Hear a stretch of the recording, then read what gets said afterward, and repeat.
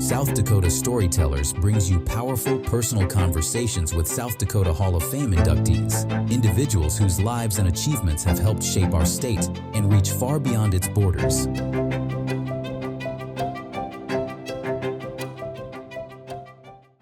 Hello and welcome. I'm Jack Marsh, a 2020 inductee into the South Dakota Hall of Fame, and I'm honored to be here today to moderate a discussion and a conversation with my friend Dan Kirby.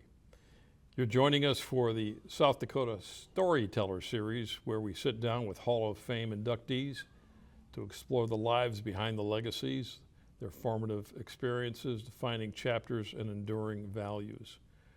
Over the past 50 years, the South Dakota Hall of Fame has recognized more than 800 champions of excellence, individuals whose contributions have shaped South Dakota and inspired generations. Today, we continue that tradition of elevating excellence by listening, learning, and reflecting. And I am joined today by my friend Dan Kirby of Sioux Falls, a distinguished member of the South Dakota Hall of Fame's class of 2021. That's right. Right. So thank you, Dan, for being here and for your willingness to share your story. Let's begin. You bet.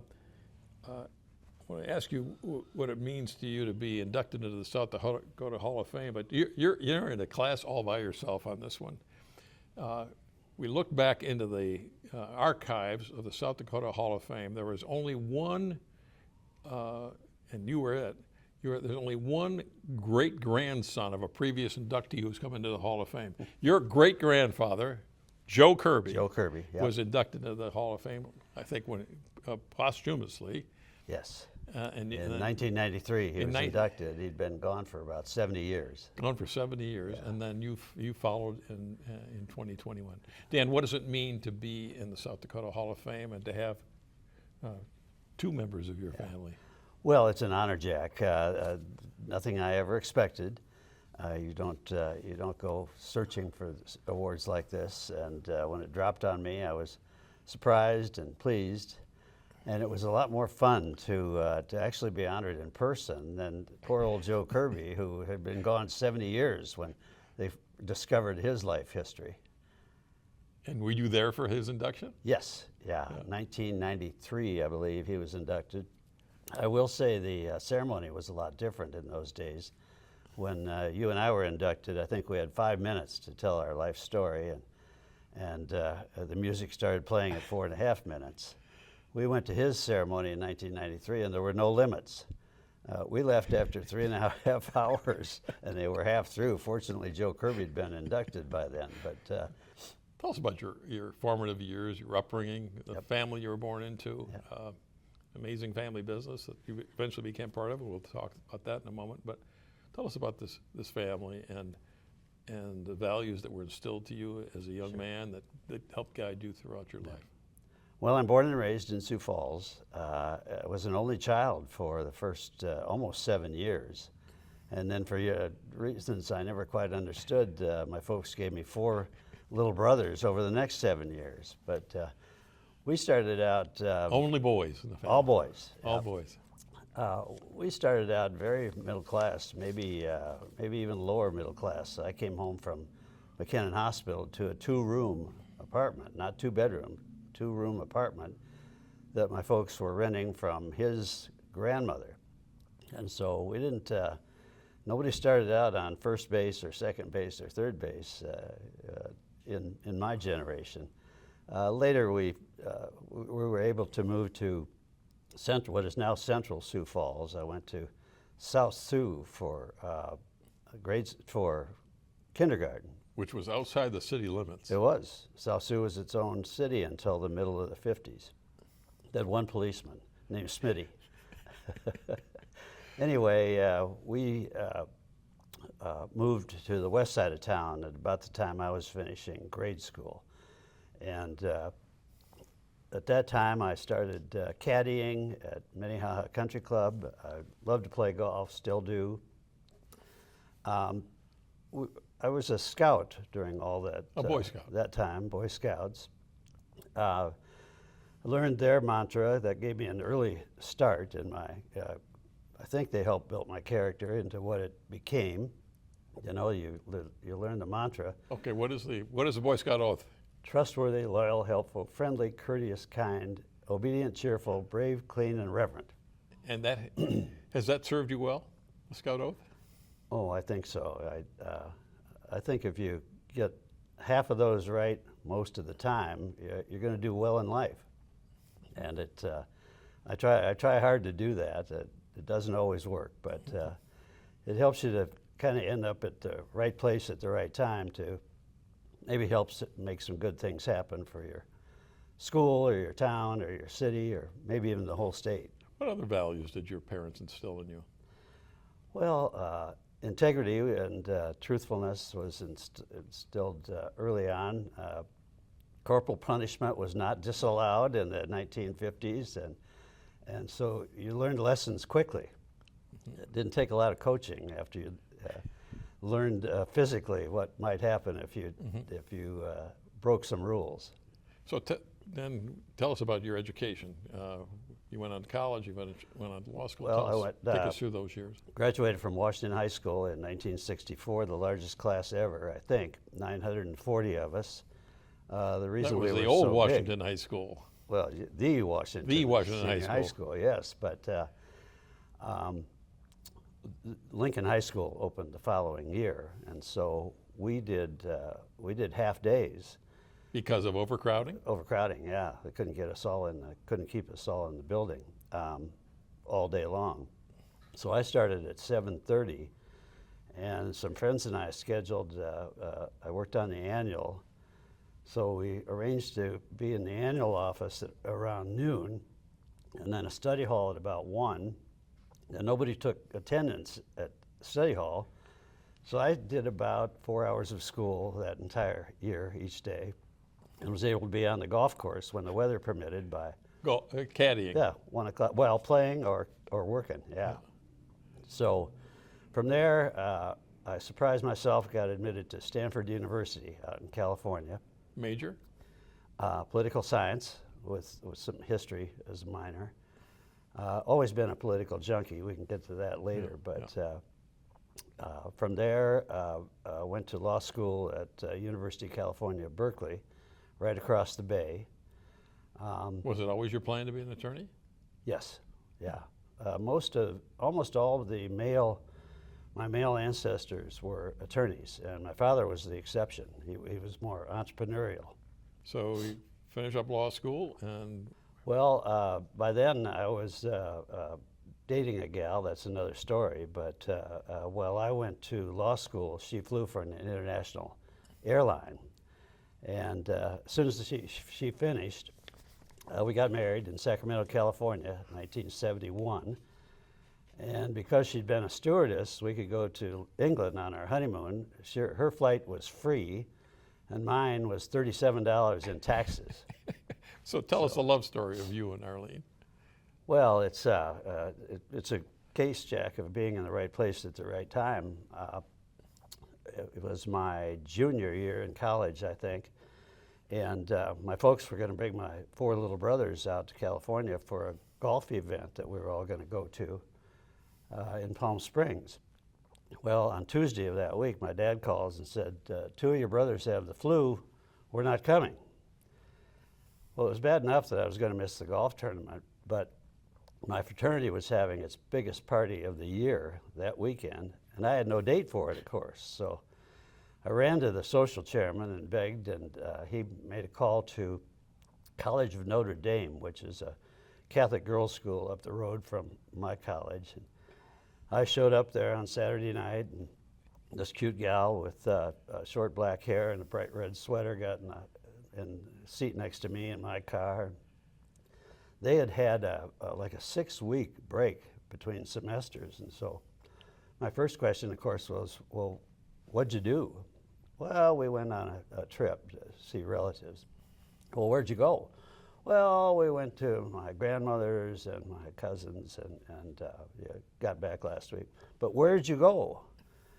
Well, we drove and flew, and a lot of family and stuff. Well, it turns out Arlene Wagner had been getting grief being a Sacramento gal because they went every year to visit her father's parents and family and cousins in Wagner, South Dakota. And was her family related to the namesake of the community, Wagner? We don't think so, but they were Czechs, and I think Wagner itself was founded by Germans, but small world. Here she is sitting next to, finally the guy in the back seat said, "Ask your date where he's from, for God's sake." And so that was it. We had another date the following week and finished school at the same time, and were married in 1971. So you dated for the rest of school and then yes, got married right. after your undergraduate? No, after grad school for me, and she did 3 years international stewardess. So Yeah, wonderful. What airline did she fly for? it was a charter called Trans International. It was founded by Kirk Kerkorian, a wealthy investor, and it hauled tourists and trade groups all around the world, and it also took a bunch of servicemen in and out of Vietnam, because those were the years. Yeah. So she would be, their aircraft being chartered was always full, and she didn't become a better waitress, but she was a great safety officer. Which was their primary responsibility. That's right. Yeah. Take us through your career. So you're now married. You're done with. Well, law I school, interviewed graduate a school. bunch of law firms on the West Coast because we had no idea we were headed back to this part of the country. Found one I loved in San Diego. We lived about 30 minutes east in La Mesa, California. Practiced just the kind of commercial law I wanted. But after about 2 years, I discovered that South Dakota boys do not like the freeways at 7 o'clock in the morning and 5:30 at night. You know, I'd been in college in California for 7 years, but I hadn't commuted anywhere. Well, that really started to wear me out, so we started thinking about what we might do next. And about the same time, the family company, Western Surety Company, Which called, was based in Sioux Falls. based right here in Sioux Falls, called and said, you know, if you're ever coming back here, we need you pretty soon. So that involved talking Arlene into considering South Dakota forever. Well, the only place she'd ever been was in Wagner, or some cousins were in Highmore. So that took a little bit of convincing, and we really came here on a trial run. Fortunately, she fell in love immediately with the place and with the good friends that basically came out of my class, Washington High class of 1964. I stayed close, and we stayed close with a bunch of couples from that group, and that's still our social network today. Marvelous. Yeah. Just marvelous. So people may not be familiar with Western Surety and its line of business. Explain to us what is this surety business? Well, it started by my great-grandfather, who was a lawyer, Joe. the Hall of Famer, Joe. He needed bonds in his law practice. If you're going to appeal a judgment, you have to file a bond to guarantee you'll pay it if you lose. If you're being licensed as a plumber, contractor, electrician, whatever, you very often have to be bonded. It's kind of one of the very first consumer protection products, because it protected people from being damaged by folks who didn't do their job right. Anyway, he needed the bonds for his law practice, and so he founded this little surety company, which Western Surety Company, in 1900. And was it named Western Surety from day one? Yes. Yep. And his three oldest sons, Pat, Joe, and Tom, all practiced law with him. When the fourth son came along to the law firm, there wasn't quite enough law work to do, so he took with the Western Surety brand and ran with it. Started traveling around South Dakota and adjoining states, appointing insurance agents. These are really insurance products, appointing them to sell our bonds. And by the time he relinquished to the presidency in the early 50s, we were in like 20 states, had branches in Kansas City and Chicago. So he really took it and turned it into. And was that your grandfather? Yes, the original Dan Kirby. So you joined the family business, but it's a family business on a grand scale. That's right. And what's your trajectory in the company? Well, I came here as, I think they just called me the corporate lawyer and executive vice president. Okay, you're in-house counsel. And fairly shortly, Tom Kirby, who's the father of former Lieutenant Governor Steve Kirby, retired as general counsel, and that's the title I got. That's really what I was doing. I was the company lawyer. And did that remain your title until the end? Yes, yep. All right. So if this company is founded by your great-grandfather, and he had a bunch of sons, and they had kids, that means that probably the ownership got spread far and wide. Well, yeah. Right. How many owners were there of the company when you joined them? Well, we woke up in the early 80s to the fact that there were 128 descendants of who had an equity piece? Kirby, all of whom had a fairly equal equity piece. I've never seen this before in an Irish family or any American families, but they were very commendable.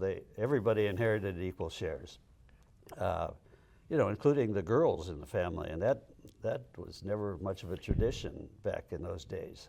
So you're the in-house counsel. Do you see a problem with this? It's a big problem for us because there's only 7 of us on the board, and we controlled roughly 7 to 10% of the company. And so we knew that for our future, we ought to try to do something to limit the number of shareholders. We spent the better part of a decade trying to figure out how to do that. Finally got some expert advice from the Mesereau and Company that used to have an office here in Sioux Falls. And they said, you need to use a leveraged buyout to take out these folks. We'd been rare as a property and casualty insurance company in that we made money, and not just on our investments, but on our operations. And so we'd been paying dividends to all these folks, and they loved it. But that's not an efficient way to make anybody rich or richer, because the company pays income tax, and then you pay income tax when you get a dividend. Well, the better way is to have the company basically give you a note, and so you're lending the money to the company to buy you out.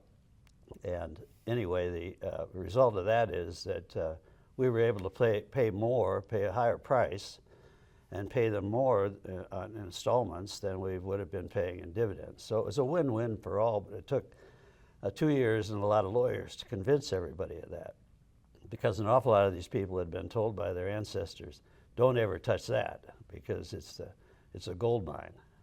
So we went down to how many owners? 4 of us in the end. Our fathers even opted to sell out. So who were the 4? Brother Joe, Brother Kevin, and Steve Kirby, former Lieutenant Governor. Your cousin? Yes, cousin. Yep. And yourself? Yep. And did each of you have a position within the company as well as being owners? Well, yes. Yeah, we were the ones who were running it by then. Okay. And that's why we needed to, we didn't need 124 other folks looking over our shoulders. We'd never had a blip or a disaster, but we didn't want fingers pointed at us by people who didn't understand the business. And so it was an imperative to get them out of the way and be able to move ahead without risk of interference by folks who don't know why you're making money. Okay. Eventually the company sold to CNA. Yeah, not. Was that a difficult decision? It was tough for me because I wanted to stick around longer. But Brother Kevin and cousin Steve both wanted to delve in entrepreneurial and venture capital the sides of the business world. And Joe and I didn't want to go back to the bank and borrow to buy them out. So we started looking around. Again, somehow that became my Your assignment? project, was to put that together. We had several, not many potential buyers who were used to seeing property and casualty companies that make money. So without going into the weeds too far, they always valued property and casualty companies based on their book value. Well, that doesn't reflect the fact that we make money every year, and most of them break even or make a little money. So it took us a while to find somebody who realized the value that was there. And once that happened, it took about 6 months to execute. And then suddenly we were, we knew we'd owned a gem, but suddenly we took a stock certificate and it turned into money. And that's when we had to really start thinking about philanthropy. So is it proprietary, or can you share what the sale price is? Oh, it was all over the Argus Leader. It was $100 million. And that's when $100 million was a lot of money. Well, yeah, still is, but yeah. So you stayed on after CNA took over? You stayed on for a while? Yes, and there was an interim sale to another party, but it's basically CNA. And yeah, I stayed on through the whole thing as corporate counsel. They even made me chairman of the board for a couple of years. Of CNA? And of the CNA Surety. Yeah. And if you know anything about legal ethics, chairman of the board and general counsel should not be the same person. But we survived. All right. Dan, I've been an observer of this community and an observer of its leaders for well over 3 decades. And though you were a very successful and highly respected businessman, in this community we also know and respect your extraordinary level of community involvement, and that extends to Arlene as well. And you are among the leading philanthropists in this state and in this community, but you're also someone who has given of their time and of their wisdom on a level I don't know that's matched by anybody I'm familiar with in this state or in this community. Where does this come from? Mm-hmm. This commitment to community involvement and generosity. Where does this come from? In our generation, it started to dawn on me anyway that this community is worth participating in and striving to leave it better than we found it. I had the great benefit of, I'm the first of the baby boomers, born in 1946, and when I started caddying at Minnehaha Country Club, I got to meet and watch and listen to the South Dakota version of Tom Bocraw's Greatest Generation. These were the guys who came back and built businesses and built Sioux Falls, and you know, we think our generation has done a lot. Well, Greatest Generation got a lot started here. When I was born, there were 50,000 people in Sioux Falls and 80,000 people in Sioux City. Because of that generation and the baby boomer generation, there are now about 3 times as many people in Sioux Falls as in Sioux City, and we're more prosperous, and the jobs are better, and life is better, and that's what it took. And my personal, I didn't have any particular catharsis, but watching these guys, the Al Shocks and the Pierce McDowells. So would you listen to their conversations on the golf course or in the 19th hole, or where did you pick this up? Well, I wasn't allowed in the 19th hole as a kid, but yeah, you could hear them talk about what they were doing next, and I mean, they played hard too. They didn't. I learned a lot of Navy language that I would not have learned until much later in my life. So let's talk about the impact that you and Arlene have had in this community, and I'll bring up one. The building that housed your alma mater, the old Washington High School, just down the street here from this studio. So the new Washington High School opens, and the old Washington High School in downtown Sioux Falls sits empty and abandoned for several years. Take us through how we go from an abandoned downtown high school building, built, I believe, in 1908, to this incredible Washington Pavilion of Arts and Sciences that opened in 1999. Well, I was walking innocently out of my downtown Rotary meeting in August of 1990 when I was met at the door by the mayor and superintendent of schools, who said they had a little job for me, maybe 2-3 months. Do you recall who the mayor and who the superintendent were? Jack White and John Harris. John Harris has a school named for him here, one of our very famous and most successful school supers ever. And they said they had this little job for me to chair a feasibility committee to determine if the old building, then abandoned, sitting there empty, could be used as a performing arts center in the middle and some government offices on the north and south side. Well, 15 months and $250,000 later $250,000 for the study. In engineering fees and acoustical studies, we came back and said, yes, of course. It's that quartzite building would take a nuclear weapon to level it, and so it's worth preserving. All you have to do is pull out the gym and the auditorium, which were in the middle of the center of the building, pull them out, which contractors can do, and you drop in a world-class performing arts center. And yes, the north and south side of the buildings will work as any kind of offices.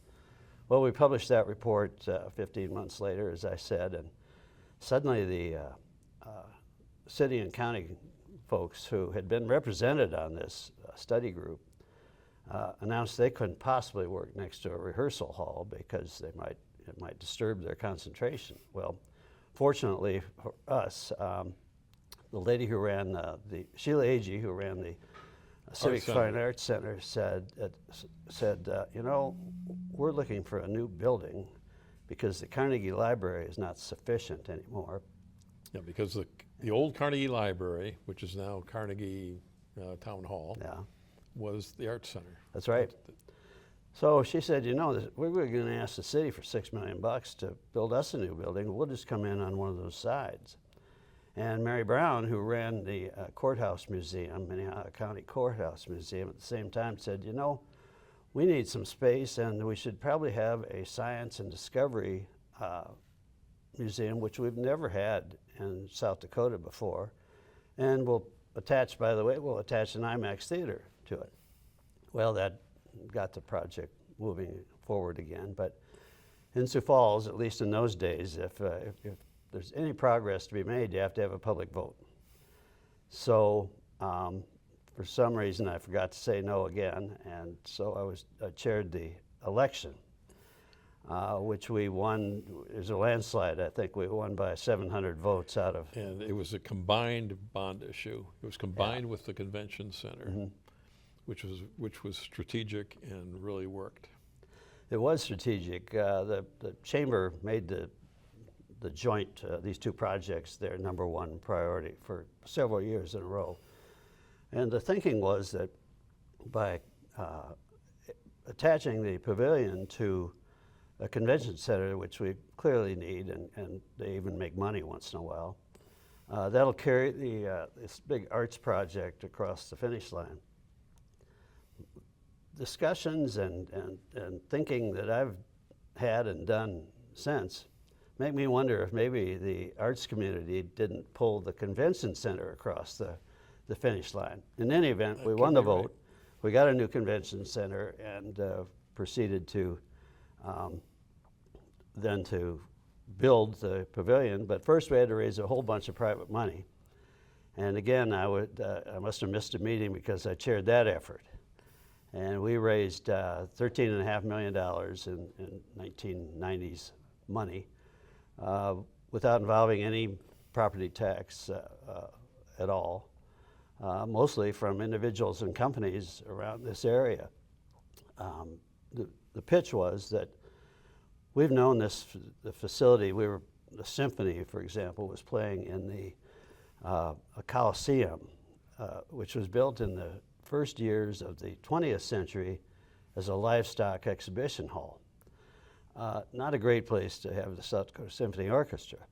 The whole price tag for the Washington Pavilion, I mean, wasn't it under $30 million? I think it was 31. Yeah, I mean, all in. you think about that. What a bargain that was. What a bargain. That was much cheaper than new construction. Is that your proudest community accomplishment? Oh, sure. Yeah, well, it took me 10 years. Because after we had to raise the money, then the construction committee I was involved on, and then I served for 3 years on the Washington Pavilion Management Group that still takes care of the place. The city owns it, they run it, they're actually making money.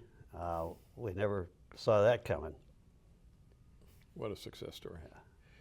Dan, other projects in the state or in the city here that you're really proud of?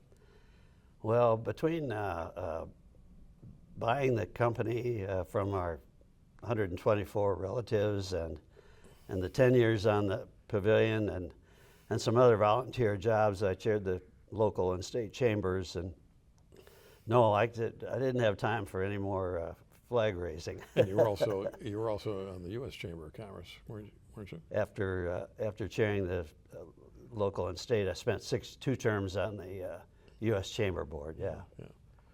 Let's talk about philanthropy. I mean, where does that come from? Well, it's back to thinking this place is so worthwhile. What can we do to make it better for our kids and our grandkids? But there's also, I'm a trained tax lawyer, and so I know you can't take it with you, and I know I really believe firmly in endowments as well, because that's the way to give to. If you believe in a cause, or you believe in an organization, for example, the Sioux Empire United Way, you can give them money forever by donating an endowment to the Sioux Falls Area Community Foundation. And we have a number of favorites that we believe are going to be here for good forever. And so that's where the bulk of our estates are going to go. You've set up different endowment funds. Yes. Or you're going to contribute to different endowment funds. And they're all at a few are at the South Dakota Community Foundation because they're statewide. But the rest of it is going to stay here in Sioux Falls or in the area. And it's going to go to the people who do the best jobs, in our judgment, going forward. Boys and Girls Club, you name them. It's the usual suspects who take care of the greatest needs and most efficiently in our area. And Arlene has embraced that same spirit. Oh yeah, yep, yeah. Was there something in her background, or were you that persuasive? Well, it just dawned on us. You can't take it with you, and the psychology library walls are lined with books that say, if you give your kids too much money, you're harming them. And so that convinced us, okay, we gave them a little head start, nothing crazy, maybe the first down payment or something, but that's done. And what's left when we're done is going all to nonprofits. Wonderful, wonderful. None of us find success alone in life. None of us get through challenges alone. What role have mentors and role models played for you, and who are the key individuals who stood by you? Yeah. I go back to watching those greatest generation leaders of our community. They didn't know they were mentoring me or the other caddies, but I just thought you were a we kid learned hauling a bag. a lot by listening and watching. In business, of course, I admired my father greatly because lawyers and entrepreneurs don't always think alike. And so he taught me a lot of, he taught me that my job as general counsel was to figure out a way to do what he wanted legally, not to give him a bunch of reasons why we couldn't do what was good for business. Mm-hmm. Mm-hmm. Your North Star. You mentioned the Scouting Oath. You mentioned some values instilled by your parents and others.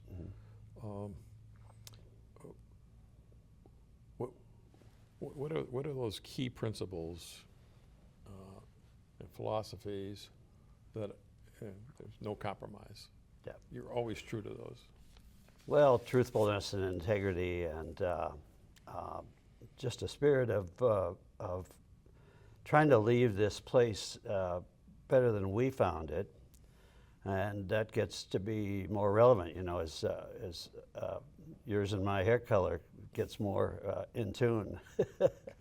When Joe and Ella Kirby, the other Hall of Famer, got off the train, I think it was a train, could have been a stagecoach in the 1860s, I wouldn't have survived out here, you and I.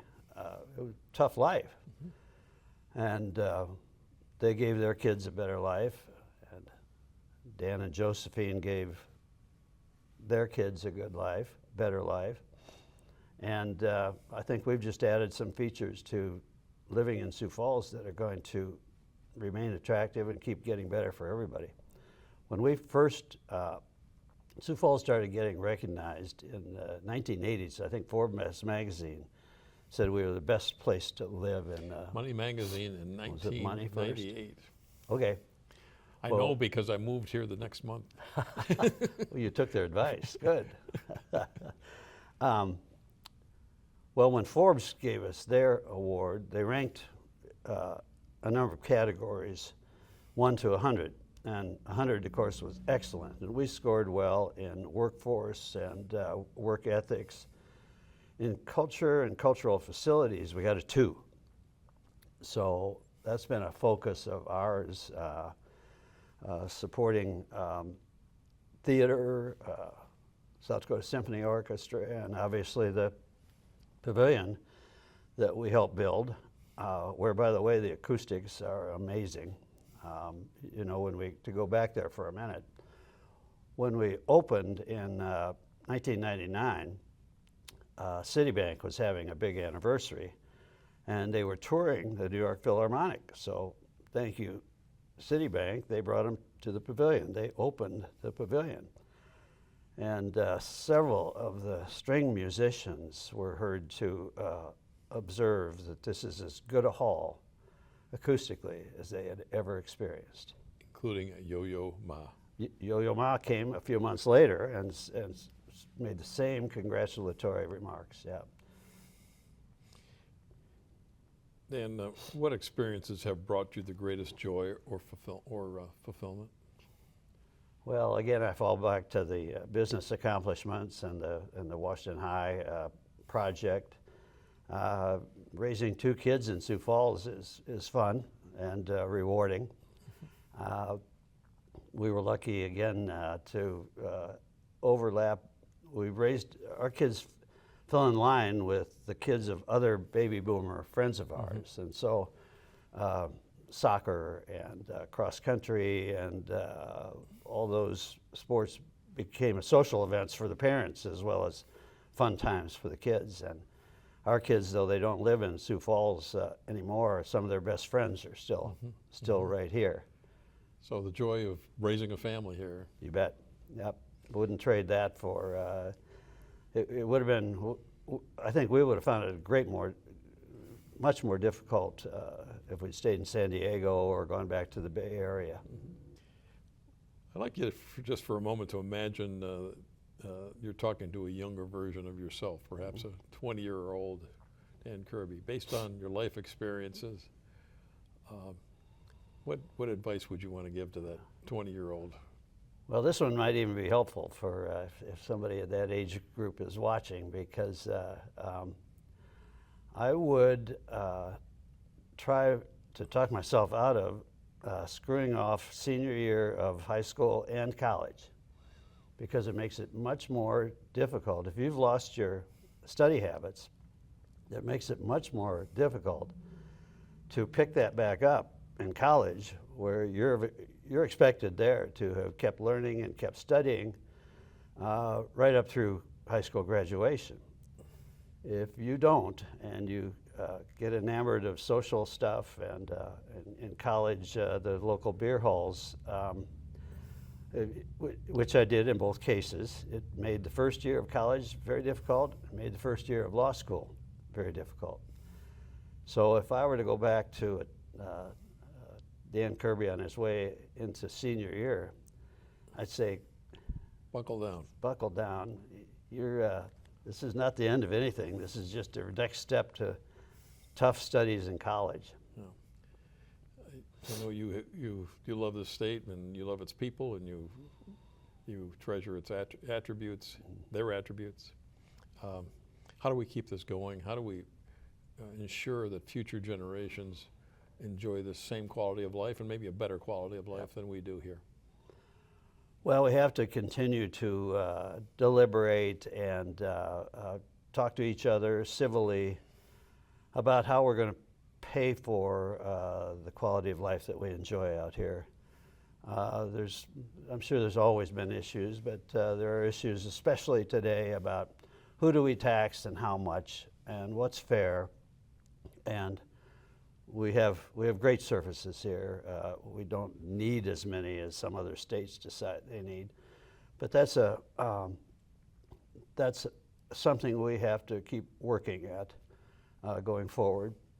I think we also have to continue to instill in our youth the need to give back, and the benefits, the joy that philanthropy can bring to donors and those who are the recipients of the goods and services that they need. In Sioux Falls, we do some of that through Leadership Sioux Falls. There's a Leadership South Dakota, thank goodness. I hope is doing that. That's it. Philanthropy has has had an incredible benefit to South Dakota.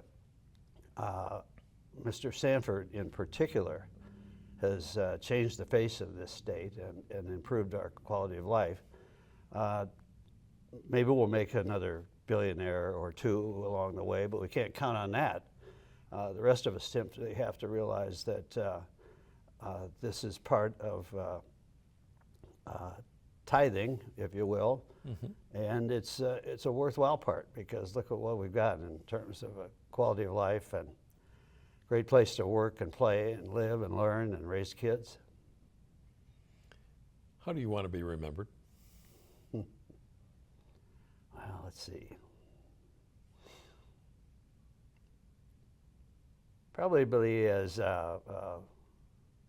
fifth generation of a family, or the oldest of the fifth generation of a family that came here with nothing and kept leaving things a little bit better when we were done.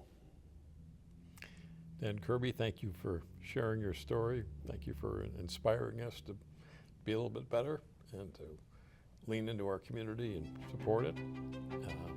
Thank you for your example. You bet, Jack. Thank you. If you enjoyed this interview, you can learn more about the South Dakota Hall of Fame and South Dakota's greats by visiting our website at www.sdhalloffame.org.